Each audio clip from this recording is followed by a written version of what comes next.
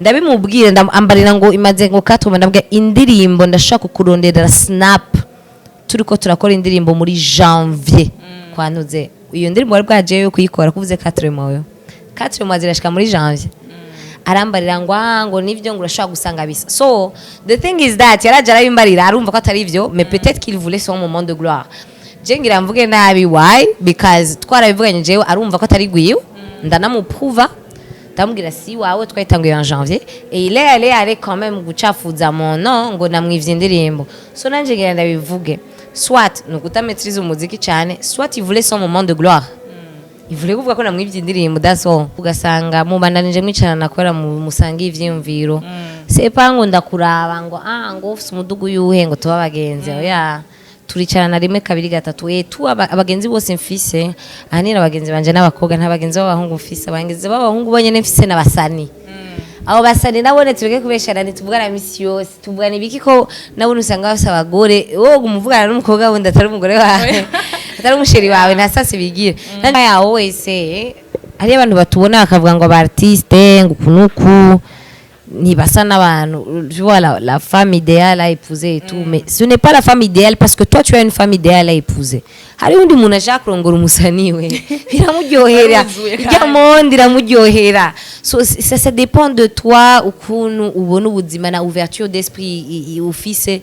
wowe nibigeze uva mu Burundi bamwe mu Burundi hanze nuzi ingene bikora no mu kazi ukora ka architecture nibiki c'est normal kuzokwama wubaka amazu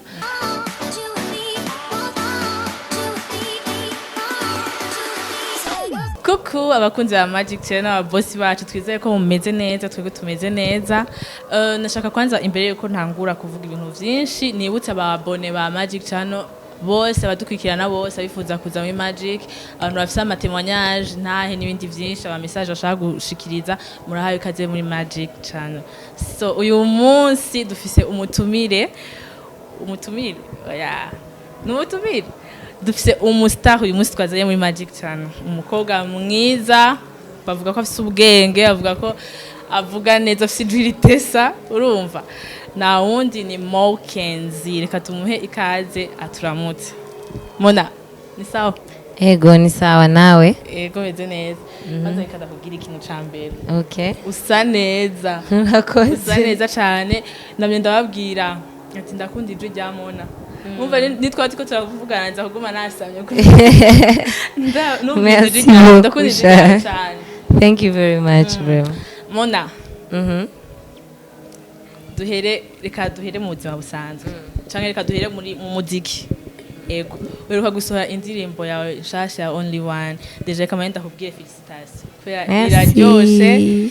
iratesa en tout cas iratandukanye n'izindi ndirimbo za Shaka a lot ego iratesa kari romantique umuntu ariko arayumviriza urumva kushaka kubuja urumva kushaka gutamba rero reka ndakubaza ikibazo cambere navuga ati nzokimubaza duhuye ujya muhungu wamukuye mboga wamukuye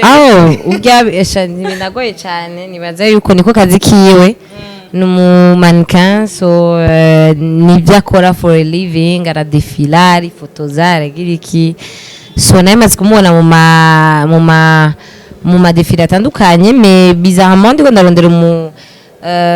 Vixen sinigeze niyumvira kurondera mu mannequin directement mais ndiko ndabaza abagenzi banje ndababwira yuko ndiko ndondera ba propose ama profile atandukanye bacha barambarira arondera uyu Jeffo mu mannequin yaradefie ngaha anye c'était un certain défilé on ne va pas tout mentionner non plus and chadabi babwira Landry ndamuproposa Landry SB acavuga yego namuzi acara mu contacta ma baravugana amanye abaruko dukoranye en tout cas ni changement ikomeye kubera normalement ama clip y'abakobwa ntumenyereye ko haba harimo abahungu beza donc Jeff nguri mwiza mvuga merci rero ego bro nacha baye umuboga icya kabiri nashaka kubaza kucerekeye Only One hariho ama commentaire menshi twagiye turabona umuntu yavuze ngo iyo ndirimbo ya Mona Only One ngo siwe yayanditse ngo si wiwe urumva rero jewe kwanda gukurikirana nta kintu ngirugira jewe ntarawa ndumufana wawe rero nari naravye ku masnap ndabona warigeze kwandika uravuga yuko mu bantu bakwenspiye gukora irya ndirimbo harimwo umutitami wawe. Rero nkacavuga none abantu bariko bavuga ngo indirimbo si ya Mona nawe akavuga yuko niyiwiwe arafite n'ama inspiration yamutumye kuyikora. Ukuri kuri he? Actually nibaza ko mwavyumvise nabi, uyu muntu naje yaranyandikiye ntiheruka avuga amaparole, akavuga ngo beat.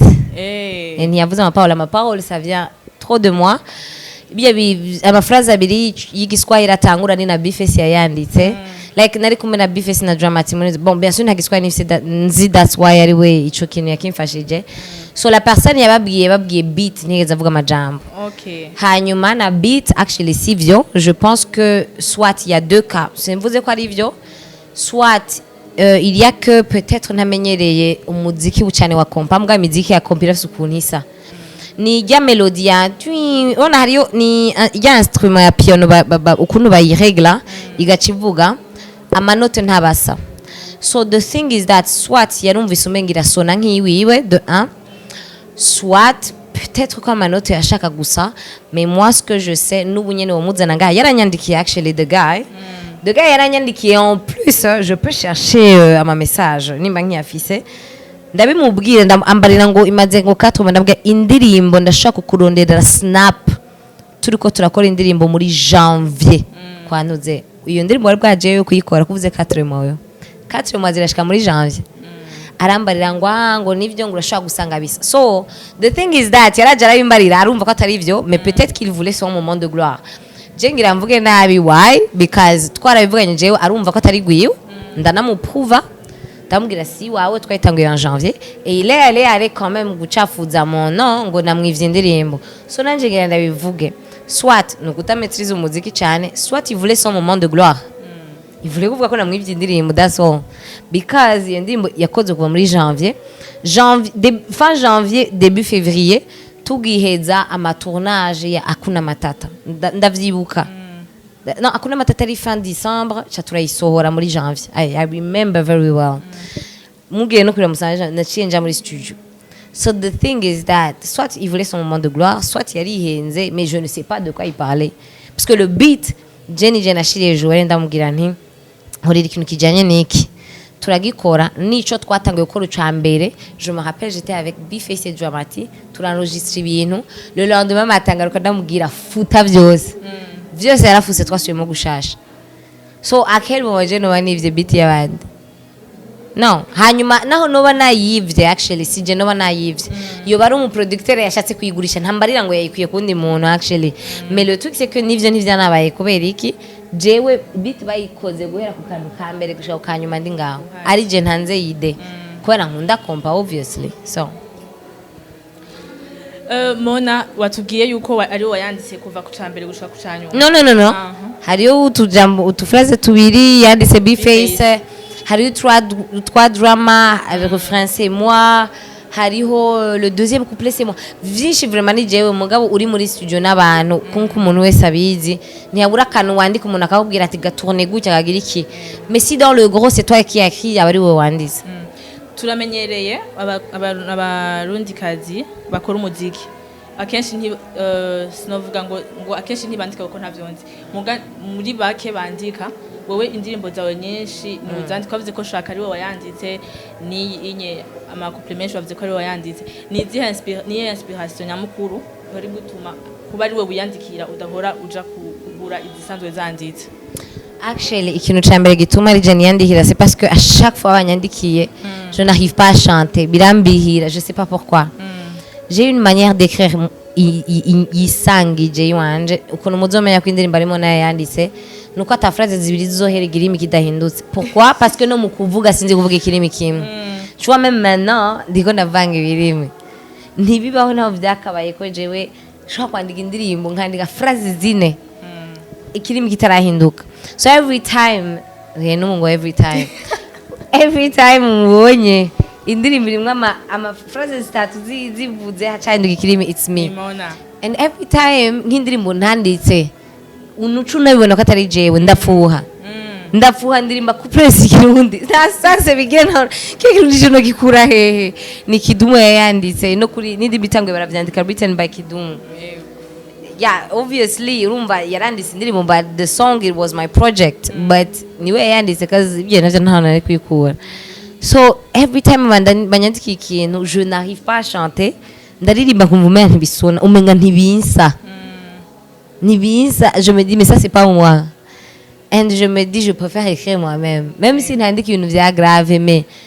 j'ai une personnalité qui est propre à moi et je veux ça c'est moi c'est ça que j'ai vendu ngitangura nshaka c'est ça que je veux continuer à vendre c'est tout. Why Dramati? Atutule. Oh yeah, Dramati ntugire ngo ni ibintu twacaguye il était juste là vibe yarumvise ibintu twe twapanze ko kompa zose iheze barinza baravuza umwanya muremure le gars kwa Joel sinzi ko muhazi hariyo pièce harimo ama ordinateur n'ibikere na yindi pièce irimo ivyuma. Le gars il a dit donnez-moi 5 minutes, il est entré dedans. Je sais pas ce qu'il a fricoté là-bas, il est revenu achavuga bwira. Yagize one take acharabishiramo et on a dit garde. Parce que apparemment indirimbo za compagnie ziba zifise buya buntu bwo kwantona et tout so achabishiramo and then we will like gumizamo. Normalement amantu ze ibikorwa vyawe abakunzi bawe bavyakira misi yose neza kandi birashika muri public uhora wifata gute à chaque fois usohoye ikintu ukabona turacakiriye neza genre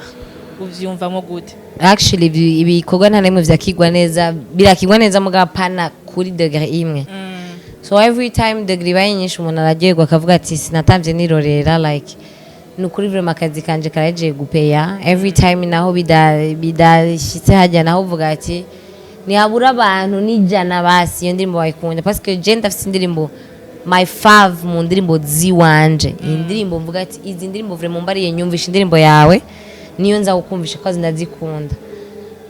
tuko muri izo ndirimbo je nizo nkunda mugabo ugasanga hari wundi muntu akunda indirimbo je nakunda jewe nshaka mu ndirimbo zanje zose niyo nanga mugani abantu benshi bakunda muganda yangiye ndi munayivugije impande yanje j'ai envie de te taper. Pourquoi? C'est pas quoi rimbi, c'est juste que confidence ni yari it was my first song nguma nitora amakosa ndiko ndabimviza misi yose uyivugije ntegezo kwitora amakosa ese ngo ninki ibintu vyanditse gute ahe ibintu birofa like every time. Why? Because nariko ndatatuna nariko having a fun and people barabitukinze too serious but barabikunda and I was like gacha numva ndi ashamed. So muri na indirimbo itaduga ikagera hariya ntiyabura abantu bangaye babayikunze so uraba content pour abo bangaye. Yeah. Mona kubera iki udaduha ibikorwa vyawe kenshi? Mama wowe isohoye indirimbo muri iki gihe waruhekwa gusohoye indirimbo yawe yiwe wenyene kera cyane haraciye amezi menshi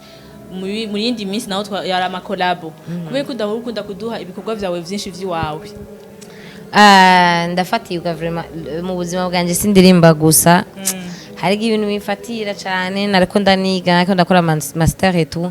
so hari gihe usanga umuziki nawo neglige nkavuga nti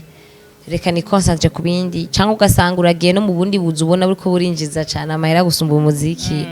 ugasanga watakaye ugaca wumva umenga wotanga ukora collab gira abantu basubandanye baryohera kandi collab urumva ntiwinvestisse umwanya mwinshi parce que c'est pas ta chanson tu n'investis pas d'argent ntupapa ntugira kumva umenga ikintu cyo nyene muri uyo mwanya uri capable yo gukora ni collab kubera usanzwe uri stress n'ibindi.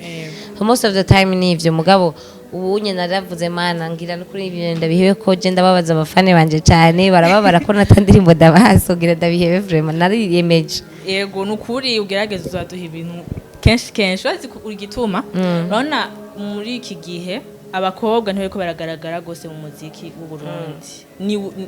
ni wewe na Monya nimwe mwiko muraparisa gose oya n'abandi barimo ni handi gusa ama trend abantu baracagura ni bimwe bavuga ati hit ni Imana yitanga c'est pas ko tutaba turakora imiziki iryoshe le public iracagura muri no misi dukunza base tu sino n'abandi bariko barakora vraiment.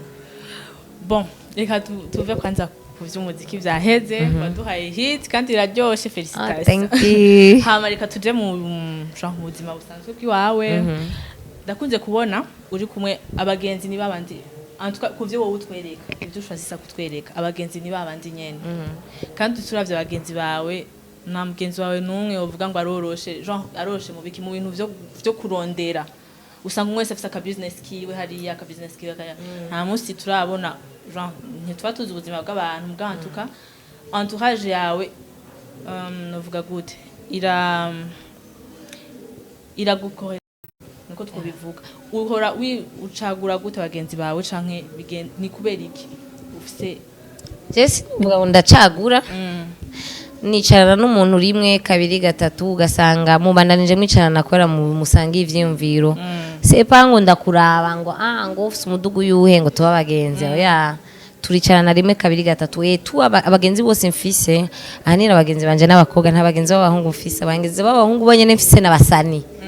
abo basani nabone tureke kubeshana ntituvugana misi yose tuvugana ibiki ko nabone usanga bafise abagore wowe umuvugana n'umukobwa wundi atari umugore wawe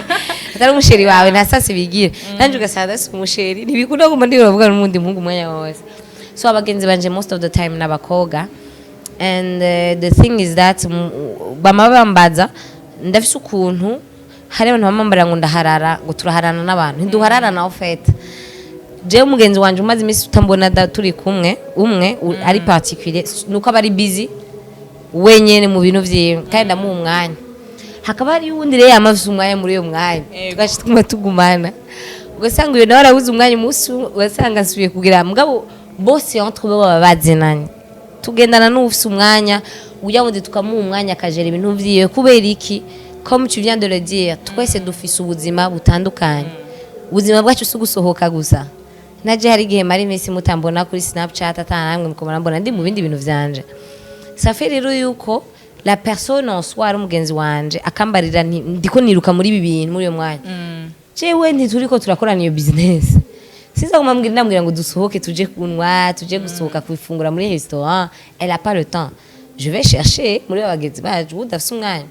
so mugabo ukuntu rero uvuga ngo ndabacagura sinabacaguye na gato n'abantu most of them tuziranye kuva kera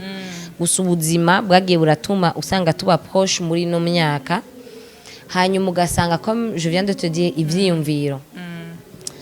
hari igihe usanga je nawe turashobora kuba turi abagenzi ugasanga je hari ikintu ndonse kinteje imbere mu buzima par exemple ndaguza umuduga twahora tufata twese bus canke taxi je ndawuguza hanyuma ugasanga nari sanzwe ufise n'abandi bagenzi basi imiduga but every time je ngendanye n'uyo mugenzi peut-être asa umuduga wewe ugaca wumva umenga nakwanse ngo kwera udasa umuduga hari abantu rero bitera complexe bonyene ngo mugenzi wanje yateye imbere ngo jewe ngo ntakimbona kwa kundi meje kintu nabonye niki gendana n'abantu bafise level ushaka nibo bantu ba mbere bakumotiva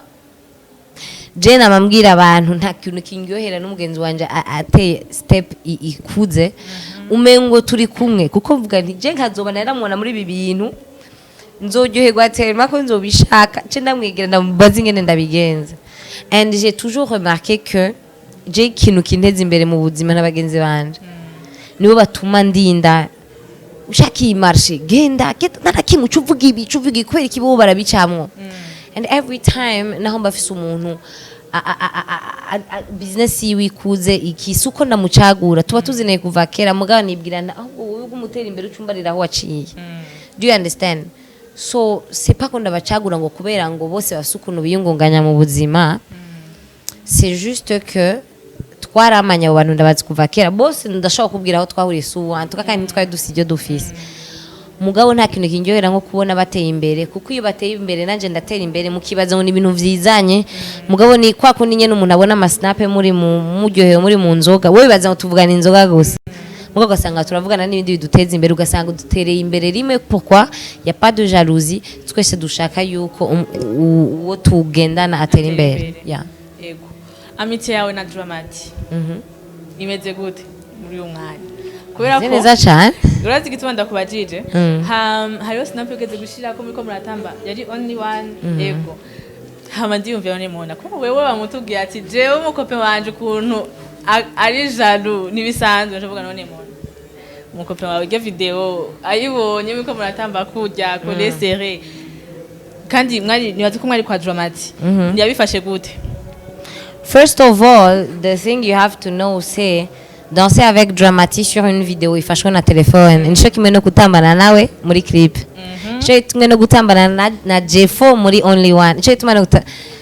hajya umuntu yikomplika ubuzima kubera ashaka kubikomplika me nta kintu kiswa gisumba ico mbaze kugira muri clip nsanzwe nkora n'umumanike mba narishe kugira aze kutambana na Jewe umaze gutahura akazora gatahura utahuye ati iyi video ni muri cadre yo gupromoting indirimbo urabitahura. So that's why I always say hari abantu batubona akavuga ngo aba artiste ngo kunuku ntibasa n'abantu. Tu vois la femme idéale à épouser et tout, mais ce n'est pas la femme idéale parce que toi tu as une femme idéale à épouser. Hari undi muntu ashaka kurongora umusani we biramuryohera monde iramuryohera. So ça dépend de toi ukuntu ubona ubuzima na ouverture d'esprit ufise. Wewe nibigeze uva mu Burundi bamwe mu Burundi hanze nuzi ingene bikora no mu kazi ukora ka architecture nibiki c'est normal kuzokwama wubaka amazu yawe nabyishanye wawe izina ry'Imana Jesse ndapfa ibintu je nkora akazi kanje n'umuntu dukundana na rimwe turashwana ngo akazi kanje apana ngo ubu nabo twakundanye meme avant sana mupfa ibindi bintu vy'amakeya abahungu bahinduka nukintelefona nukigira ikime ndi umuntu vraiment umwizigirwa like je namubarondera aba ex banje bose babwiye ndi umuntu umwizigirwa vraiment I communicate so much ko udashobora vraiment no kubona yuko ivyo ndiko ndabigira ngo ndiko ndakunyegeza ikintu. Mokenzi uyu munsi ugeze kuri genre urazwi umu influenceuse ibiki byose ubihora bishika ukagira des moments où senta nkaho mengo t'as plus confiance en toi, tu manques de confiance en toi, ukumva nyene umengo you need to do something kugira ngo confiance yawe ibe booster umve. Oya je par contre mu mama mba numva ntameze neza nta kintu na kimwe numva nshaka kugira numva nshaka kubiheba nawe numva ngo ushaka ngo kugira ngo something more ngo kugira ngo ba numva umenga niki ibintu nobiheba nobiki mesa ntibivyigeze bifata nakanu kanca muko nyene gaca aho nyene gaca mwani kwa jina la Yesu abantu bagira bampebesha ikintu umukate wanje batume ndawuheba ngo kubera bavuze canke ngo sinze kuririmba ngo canke mwani kwa jina la Yesu kintu tant que le public ne dira pas on ne veut plus de toi ngaca mbona ikindi kintu kimwe umukate gusumba iki nzokibandana sino birashika umuntu wese arafise ama ups and downs mu mutwe arigiye wumva umenga uri low kumva morale wapi kwera ubona ibintu nukurabacamo ugasanga ivyo bintu nukuracamo binatewe n'akazi usanzwe ukora surtout nukisamba beaucoup juger ukibaza ndo uko mpora kubera jewe nakubwiye ko ndirimba je nakubwiye ko ndirimba nico kintu cyo nyene kuramora utaririmba mugabo agira ifi kuri jewe ni ntacu n'umuntu mujuje meje umunsi wa mbere narashwazishije gusa kwifotoza ndakubwira ko ndirimba et tu as choisi de me juger par rapport à ça as if you can live without music. You cannot live without music. Not my music though mugabo en général mais ils choisissent de juger les artistes. Vous voulez ninda zobarimbira non muzogira amafete muvuga amajambo du début à la fin. Vous allez faire comment? Quand uravye abantu bajuja kenshi usanga ari wa muntu adashobora no kugira 1% de ce que tu fais. Oui, il y a quelqu'un qui ashobora no gutinyuka kuja imbere ya kamera muga iyari inyuma ya ekran telefone. Ce n'est même pas ivyo gutinyuka chérie. Hariho umuntu agenda akavuga umu artiste simvuze jewe ni benshi cyane babivuga barvine bose barabinjirira ngo ntibazi kuririmba je baranyinjirira twese turi benshi. Umuntu akaza akavuga ngo vraiment ngo bivemo ntavyuzi wo muhatiririmba we twumve ni kimwe dufata yindi kanaho yuko arazi kuririmba we fata ko afise don izina ry'Imana kandi yo ni Maria Carey ni Whitney Houston uramuhayera aririmba ugacumubaza ikibazo mubaza none je ko ndi Mokenzi narimvye indirimbo mpora ndonga concert wo kwiryo juru rifise kutari Mokenzi. The thing is that l'artiste n'est pas fait par une voix. C'est tout un personnage. So kugira wumve ko uja kujuja umuntu qui a pu vous convaincre abantu que j'ai un personnage and hariya bayikunze. Ce n'est pas la voix seulement, c'est beaucoup de choses. Donc wewe uricaye hano mukameza kawe nuwo kubarira ati ambara ibirato vyanje utambuke ntushaka gutambuka ba Mokenzi imisi 3 bagenda bagutera amabuye nta nivyo ushobora. Urumva wowe gusa wumvise ngo kubera ngo horo uririmba umusumvyijwe peut-être kuri musumvye.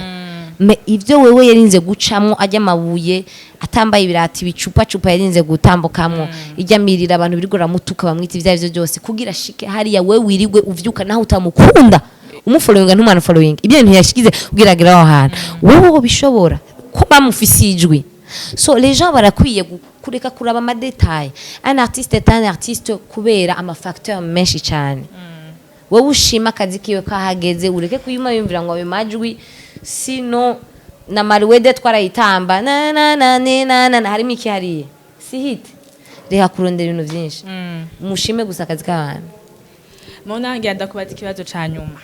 uheruka gushira ama question réponse kuri Snap abantu benshi cyane barakubajije Christiana Gomez aho ageze uko bimeze impamvu tutigeze impamvu abantu batigeze babona umudefenda kijya gihe bamwagirije ibintu barabajije na Darlene meyo hami wawe wavuze warishura bamubwira sinabuka neza réponse batanze mugabo warameze nk'uvuga yuko nawe kujya twege twabibonye ariko nawe wabibonye uyu munsi n'ubu ntimuravugana na Christiana nta communication n'imwe nta contact ntuzi yaje jewe the thing is nkuko nabivuze je ne peux pas aller défendre ikintu nyene cyo atambariye yopfuma nambarira basaka nambesha na cyangwa kambwiza ukuri cyangwa je sais pas kwa nkaja kudefenda mugabo namumvirije so but if you don't know you just don't know that's all like ntuja ugira no hava nja kuvuga sanga bambariye ngo baje kumpamagara muri police alors que je n'en sais rien so God knows how I want to know where she is ndabishaka kubimenya hanyuma niyabona iyi video ashoboye kunyandikira zonyandikira mugabo like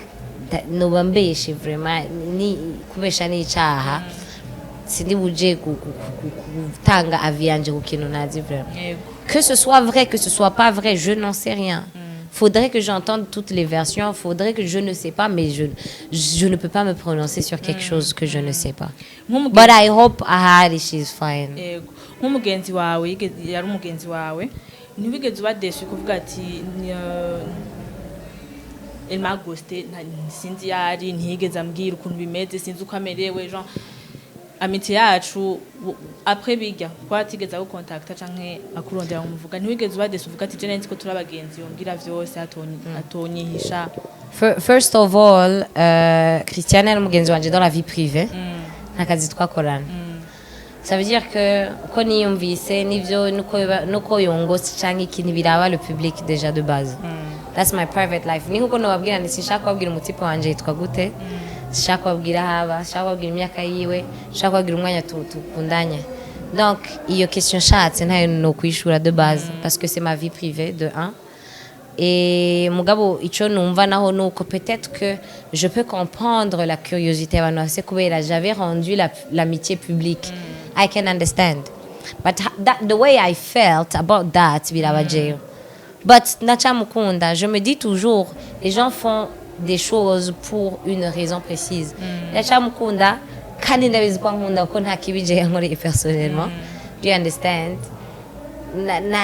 nivyo bavuga yuko ngo babakoreye je n'en sais rien bro na preveni mfise but the thing I'm saying personally to me she was my friend and she is my friend naho ntashobora kuba nzi amadetail mais the way I felt nuko nzi gusa ndamukunda et elle a ses raisons et c'est tout et le jour elle va me dire ses raisons je vais les écouter et peut-être que je vais même les comprendre mais the way I felt birabajewe parce que twara abagenzi dans la vie privée que je poste ou pas